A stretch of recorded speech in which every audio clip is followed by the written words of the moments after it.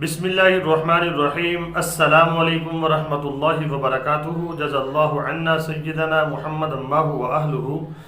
मेरे नाज़रीन, उम्मीद है आप खैरियत से होंगे। मेरे नाज़रीन, अल्लाह ताला शानहू आपको अपनी शयान शान जज़ाए खैर अता फरमाए और अल्लाह रब्बुल आलमीन पूरी उम्मत मुस्लिमा के हाल पे रहम फरमाए। आज की जो मेरी वीडियो है उसका थंबनेल और टाइटल ये है कि नबी पाक सल्लल्लाहु अलैहि वसल्लम ने हमें क़यामत तक आने वाले फितने, क़यामत तक आने वाले हालात और क़यामत तक आने वाली जो बड़ी बड़ी अलामात हैं उनके बारे में वाज़ेह हदीसों में पेशन गोइयाँ फरमाई हैं और आज हम उसको डिस्कस करेंगे। इन पेशन गोइयों को पढ़ने के बाद, सुनने के बाद हमारी ज़िम्मेदारी क्या है? क्या हमने इसको इस कान से सुनना है और इस कान से निकाल देना है? इसमें हर एक की अलग अलग ज़िम्मेदारी है। अगर यानी कि मुल्क है, कोई मुल्क का बादशाह है, मुसलमानों का मुल्क है, उसकी ज़िम्मेदारी क्या है?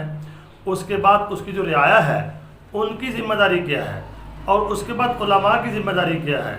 और इसमें हर तबके के बंदे की ज़िम्मेदारी क्या है? नबी पाक सल्लल्लाहु अलैहि वसल्लम ने हमें बताया है कि कुर्ब क़यामत में क्या क्या फितने आएंगे। सारी पेशन गोइयाँ फरमाई है आपने, तो हमें उनको पढ़ना है। पढ़ के हमने इधर से सुन के इधर से निकालना नहीं है, बल्कि उसके ऊपर गौर करना है और उसके मुताबिक अपनी ज़िंदगी को ढालना है और लाया अमल अपनाना है। अगर आप यूसुफ अलैहिस्सलाम का वाक़या जो आता है कुरान पाक में उसको देखते हैं, जब शाह मिस्र ने यूसुफ अलैहिस्सलाम से ख्वाब की ताबीर पूछी तो उन्होंने कहा कि 7 साल आपके ऊपर खुशहाली के साल आएंगे, फिर कहत पड़ेगा आपके ऊपर। तो उन्होंने उसकी प्लानिंग की और प्लानिंग करके उन्होंने अपनी कौम को और अपने लोगों को यानी कि कहत से बचाया। और ये जो कहत से बचाया, उन्होंने यूसुफ अलैहिस्सलाम पैगंबर थे। पैगंबरों का अल्लाह के ऊपर हमसे ज़्यादा ईमान होता है। तो जनाब सैयदना यूसुफ अलैहिस्सलाम ने शाह मिस्र को प्लानिंग करके दी कहत से बचने के लिए। तो शाह मिस्र ने यूसुफ अलैहिस्सलाम की जो प्लानिंग थी, जो उन्होंने उनको बताई थी, उसके ऊपर अमल करके अपनी रियाया को कहत से बचा लिया। प्लानिंग करना ये शरीयत के ख़िलाफ़ नहीं है, ये ईमान के ख़िलाफ़ नहीं है, ये तवक्कुल के ख़िलाफ़ नहीं है। तो जनाब मोहम्मद रसूलुल्लाह सल्लल्लाहु अलैहि वसल्लम ने हमें 1442 साल पहले आने वाले हालात के बारे में कि फ़लाँ मुल्क पे ये हालात आएंगे, फ़लाँ जगह ये फितने ज़ाहिर होंगे, फितने दज्जाल के बारे में हर चीज़ हमें बताई है। तो चाहिए तो ये था कि हमारे हुक्मरान और हमारी अवाम और हमारे उलमा हम इसको फॉलो करते और इसके मुताबिक अपना लाया अमल अपनाते, अपने को बचाते, एहतियाती तदाबीर इख्तियार करते। लेकिन अफसोस की बात है कि ऐसे लोग भी हमारे अंदर मौजूद हैं जो कहते हैं कि ये तकदीर का लिखा हुआ है और तकदीर का लिखा होना है, तकदीर के लिखे को टाल नहीं सकता, ऐसे कहकर अपनी जान छुड़ाते हैं। मेरे नाज़रीन, पैगंबरों ने प्लानिंगें की हैं। पैगंबरों का अल्लाह के ऊपर इतना ईमान होता है कि आम आदमी की वहाँ सोच भी नहीं पहुँच सकती, लेकिन उन्होंने प्लानिंग करके, एहतियात करके, तदाबीर इख्तियार करके अपनी कौमों को, अपने रियाया को बचाया है। तो जनाब मोहम्मद रसूलुल्लाह सल्लल्लाहु अलैहि वसल्लम ने हमें हर चीज़ बता दी है, लेकिन कोई प्लानिंग नहीं है। दज्जाल के फितने के बारे में देखें ना, सैयदना इमाम महदी अलैहि रिज़वान के बारे में नबी पाक सल्लल्लाहु अलैहि वसल्लम की कई हदीसें मौजूद हैं। तो अब उनके मुकाबले में जो यानी कि झूठे महदी खड़े किए जाएंगे, क्या उसकी हमें प्लानिंग है? तो हमें चाहिए कि हदीसों को फॉलो करें और समझें और हर वक्त अपने आप को चौकन्ना रखें। और इसी तरह दज्जाल के फितने के बारे में, उससे बचाव के लिए सबसे पहले दुआएं हैं, उसका एहतमाम हो और हर वक्त उलमा से जोड़ रखें और यानी हदीसों को फॉलो करें कि दज्जाल के फितने की क्या क्या अलामत हैं। क्या हम उसके फितने में यानी कि मुलव्वस नहीं हो रहे? तो हम जो है हदीसों का मुतालिया रखें।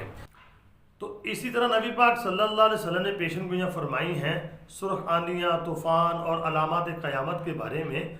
तो हम उसको पढ़ें और पढ़ने के बाद अपना लाया अमल ये बनाएं। सबसे पहला लाया अमल ये है कि सबसे पहले हम तौबा करें अपने गुनाहों से, जो इस माशरे में यानी कि नासूर की शक्ल इख्तियार कर चुके हैं, जिसमें देखें सबसे पहले ज़िना है, झूठ है, शराब आम है और गाने बजाने आम है, और इसी तरह नापतोल में कमी है, बेईमानी है और दूसरों का माल हड़प करना, जुल्म करना, ज़्यादती करना, भाई भाई का दुश्मन है, बाप की नाफरमानी है, دوستوں کے ساتھ حسن سلوک ہے، یعنی کہ اتنی گناہ ہو رہے ہیں تو ہمیں ان کو چھوڑنا ہے۔ یہ ہے اس کی احتیاط، اور اللہ سے معافی مانگنی ہے اور نہ کرنے کا عزم کرنا ہے۔ اور اسی طرح نبی پاک صلی اللہ علیہ وسلم نے جنگوں کے بارے میں پیشن گوئیاں فرمائی ہیں، اور تیسری جنگ عظیم کے بارے میں آپ صلی اللہ علیہ وسلم کی حدیثیں موجود ہیں۔ تو جنگوں کے بارے میں جو پیشن گوئیاں ہیں اس میں انفرادی یعنی کہ زیادہ عمل دخل نہیں ہے، اس میں جو حکمران ہیں، مسلم حکمران ہیں، ان کو یعنی کہ احتیاطی تدابیر اختیار کرنی چاہیے۔ قرآن پاک میں اللہ فرماتے ہیں وَأَعِدُّوا لَهُم مَّا اسْتَطَعْتُم مِّن قُوَّةٍ وَمِن رِّبَاطِ الْخَيْلِ، کہ تم اپنے گھوڑوں کی کاٹھیوں کو تیار رکھو، یعنی اپنی قوت جو ہے بنا کے رکھو۔ اللہ فرماتے ہیں اپنی طاقت کے مطابق، تُرْہِبُونَ بِهِ عَدُوَّ اللَّهِ وَعَدُوَّكُمْ، تم اللہ کے دشمن اور اپنے دشمن سے بچنے کے لیے احتیاط کے درجے میں اپنی قوت جتنا ہو سکے اپنے آپ کو مضبوط رکھو۔ تو یہ جو جنگوں کے بارے میں پیشن گوئیاں کی گئی ہیں، اس میں جو حکمران ہیں، جو مسلم حکمران ہیں، ان کو خطاب ہے نبی پاک صلی اللہ علیہ وسلم کا، تاکہ وہ اس کی روشنی میں اپنی پلاننگ بنائیں۔ تو عوام کے لیے اس میں یہ ہے کہ وہ اللہ کی طرف رجوع کریں، اور احتیاط کے درجے میں دیکھیں جنگیں لگ جاتی ہیں تو یعنی کہ غلہ اور یعنی کہ اسباب کے درجے میں کھانے پینے کی چیزیں، یہ چیزیں ہمارے پاس ہونی چاہیے۔ یہ توکل کے خلاف نہیں ہے۔ جناب یوسف علیہ السلام نے یعنی 7 سال کا سامان سٹور کیا، یعنی غلے سے انہوں نے گودام بھر دیے، اور اگلے 7 سال کے لیے۔ تو جنگوں کے حالات میں اگر عوام کے پاس پیسہ ہے، عوام کے پاس غلہ ہے، تو اس کو سٹور کر سکتے ہیں اور یعنی احتیاطی تدابیر اختیار کر سکتے ہیں، کیونکہ نبی پاک صلی اللہ علیہ وسلم نے جنگوں کے بارے میں بتایا وہ تو ہوں گی۔